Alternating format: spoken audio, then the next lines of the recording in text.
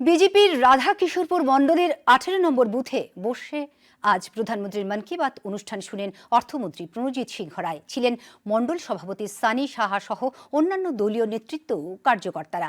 অনুষ্ঠান শেষে অর্থমন্ত্রী স্থানীয় জনগণের সঙ্গে মত বিনিময় করেন এবং এলাকার বিভিন্ন সমস্যা শুনে তা সমাধানের আশ্বাস দেন। অনুষ্ঠানে রাজ্য বিধানসভার অধ্যক্ষ প্রয়াত বিশ্ববন্ধু সেনের স্মৃতির প্রতি শ্রদ্ধা জানিয়ে 1 মিনিট নীরবতা পালন করা হয়।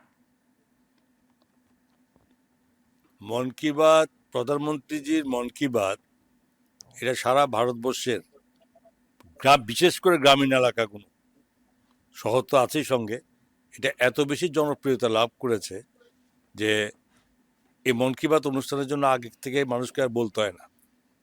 এটা আপনারা দেখবেন যে গ্রামে গ্রামে যান, আপনারা দেখবেন প্রতি বাড়িতে কিছু কিছু লোক জড়ো হয়েছে এরকম শেষ রবিবার মাসের।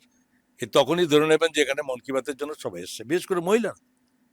এবং এটা আজকে 129তম মন কি বাত অনুষ্ঠান আমাদের সারা ভারতবর্ষের সঙ্গে আমাদের ত্রিপুরা রাজ্য হয়েছে। সঙ্গে মহিলাদের কি করে কোন কোন জিনিসের উপরে থাকলে মহিলার সশক্তিকরণ হবে সেটাও উনি বলেছেন।